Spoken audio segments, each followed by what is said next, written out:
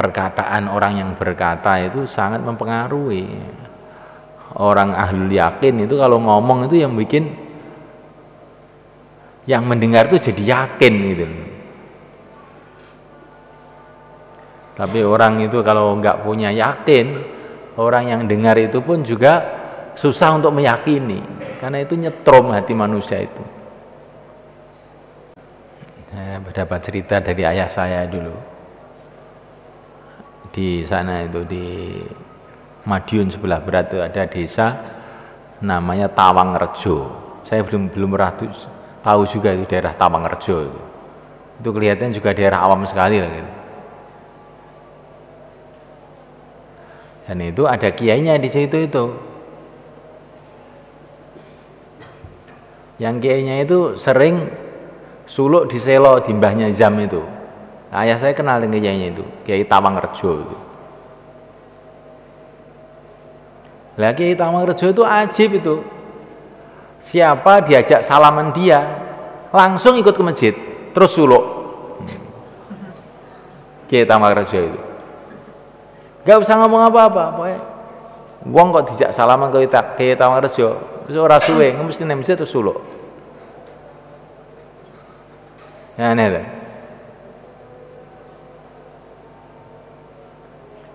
Ini orang Jawa yang hidup pada zaman sekarang aja. Jadi ruhaniyah seseorang, kecintaan seseorang kepada kebaikan itu. Begitu juga kalau orang itu orang ahli maksiat. Dalam Ihya itu diceritakan Imam Ghazali, ada seorang ulama itu minum minuman diambilkan oleh polisi. Imam Ghazali itu membuat kesan yang sangat jelek kepada polisi itu. Maka Kiai tadi bilang, setelah saya minum minuman itu, hati saya itu nggak bisa khusyuk bertahun-tahun. Padahal ini airnya air halal, tapi yang dipegang polisi itu aja harus jadi. Imam Ghazali ini bukan saya. Jadi kesan orang-orang soleh, kesan orang-orang ahli yakin itu sangat tinggi kepada kehidupan seseorang. Jangan kamu kira kamu akan mengembangkan agama itu dengan hanya sekedar percakapan yang muluk-muluk,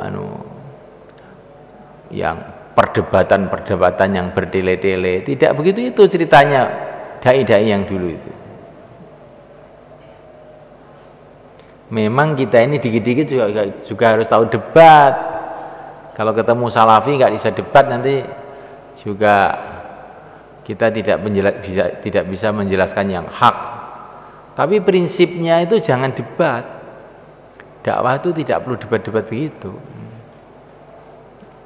Kadang kala aja perlu, kadang kala, tapi itu tidak selalu.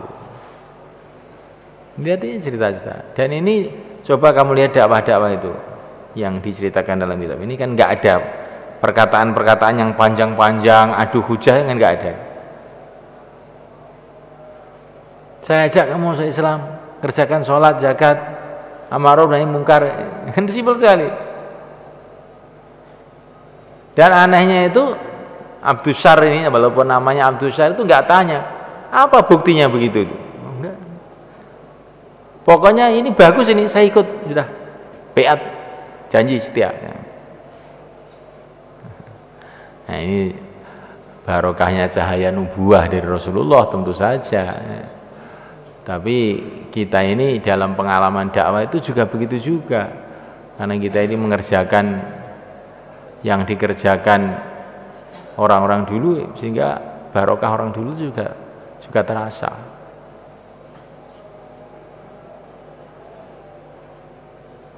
Maka kemarin itu Bayan Hidayah hari Rabu itu loh, saya tekankan dakwah 25 kali waktu keluar itu sehari semalam.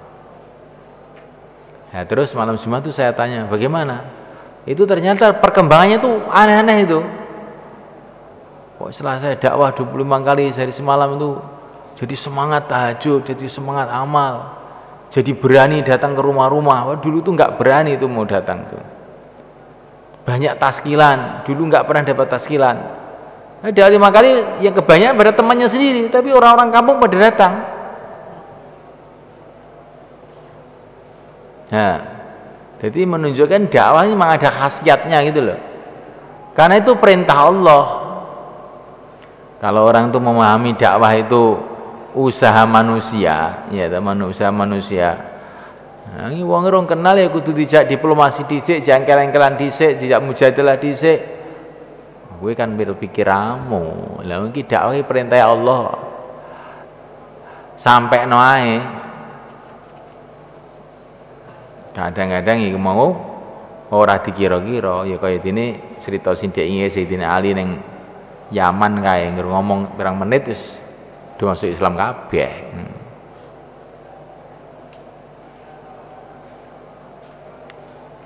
Pelajaran buat kita bahwa menyampaikan agama itu bukan harus langsung komplit gitu ya, bertahap-tahap, kira-kira sing penting ngopo yang dilakoni gitu aja.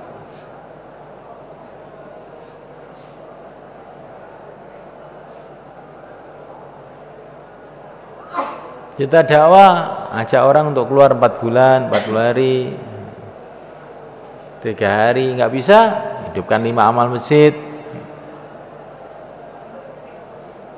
Kalau belum bisa, ya apa yang kira-kira bisa dikerjakan oleh situ kita sampaikan. Nggih, pokoknya bendina sholat mbah, nggih, walaupun teng pundi mawon nggih sholat. Jadi jangan sampai kita ini dakwah itu hanya apa itu istilah itu tidak bijak ya.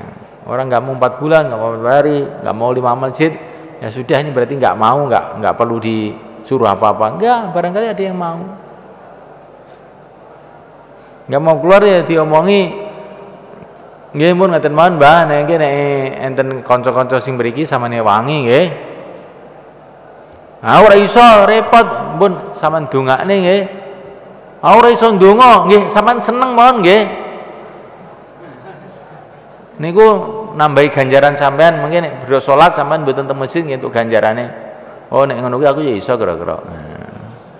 Nah ngene iki jane. Lah piye to? Mosok bukan pegel. Kon seneng wis. Jadi pokoknya cerita-cerita ini perlu kamu renungi gitu loh, biar kamu itu wawasan apa yang terjadi pada zaman Nabi itu lebih banyak yang masuk dalam otak itu, sehingga banyak alternatif untuk ngajak orang itu.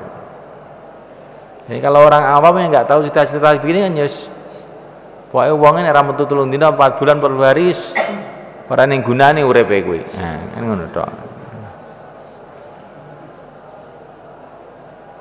Padahal iki kan Syekh Ilyas pun ya wis ngomong nih, kan dakwah ki 6 sifat atau prinsipe. Masalah kuwi kan masalah sifat ke-6. Yang pertama, kedua, ketiga, keempat.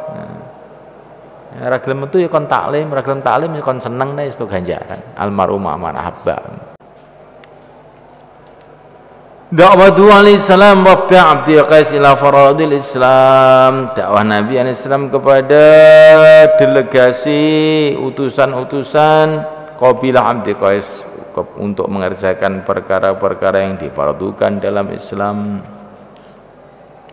Arjal Bukhari an Abbas radhiyallahu ta'ala maqal qadima telah datang waktu Abdi Qais, utusan-utusan suku Abdi Qais ala Rasulullah sallallahu alaihi wasallam. Faqala maka baginda Nabi mengatakan marhaban bil qaum. Marhaban, aku merasa mendapatkan kegembiraan bil qaumi dengan datangnya kaum ini. Ghaira khazaya, dengan tanpa hina, wala nadama, dan tanpa menyesal.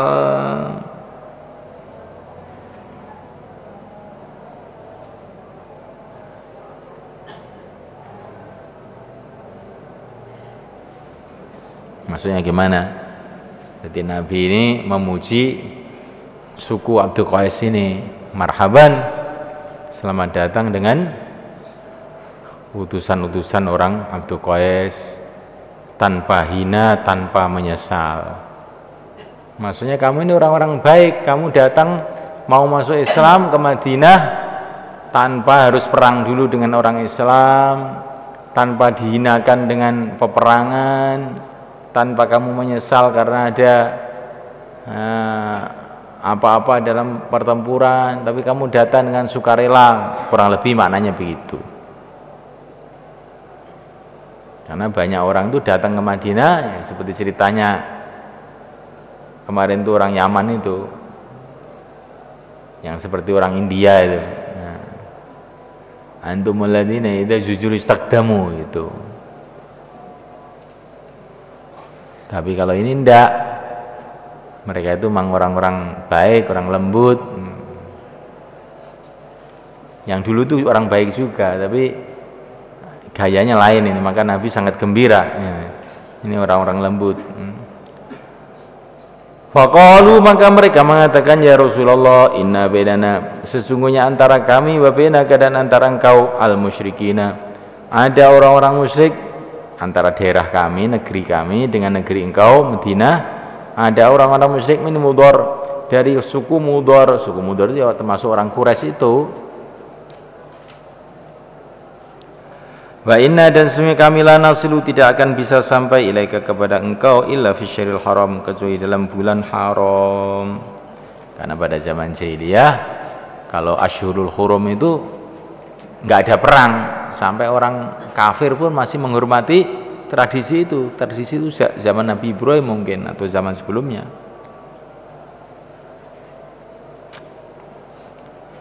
Fahadisna, maka ceritailah kami, bijamilin, dengan perkara yang baik, minal amri, dari perkara, in amilna, yang bila kami mengerjakan bi, dengan perkara itu, dakhul jannah, maka kita akan masuk surga.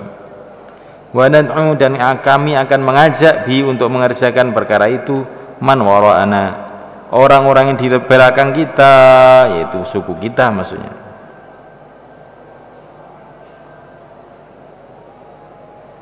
Ya amrul fudadi ini salah satu keadaan Madinah yang kamu perlu renungi. Jadi di samping Nabi itu mengirimkan orang-orang dakwah kemana-mana, bahkan pasukan-pasukan, juga banyak suku-suku yang datang dengan sukarela ke Madinah masuk Islam. Ini sebelum Fathu Makkah ini. Allah. Nanti kalau dakwah itu sudah hidup begitu, orang itu pada datang sendiri nanti.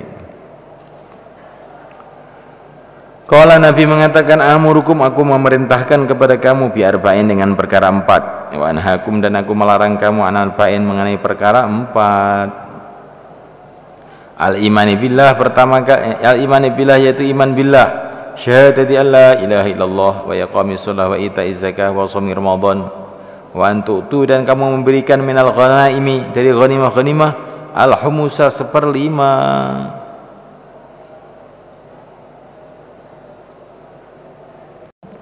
Jadi disuruh mengerjakan sholat, syahadat, sholat, zakat, puasa Ramadan, dan menyetorkan 1/5 ghanimah. Ini maknanya suku Abdul Qais ini sudah diizinkan Nabi untuk membuat pasukan perang berarti. Tapi dikasih tertib, nanti kalau dapat ghanimah 1/5 setorkan ke Madinah.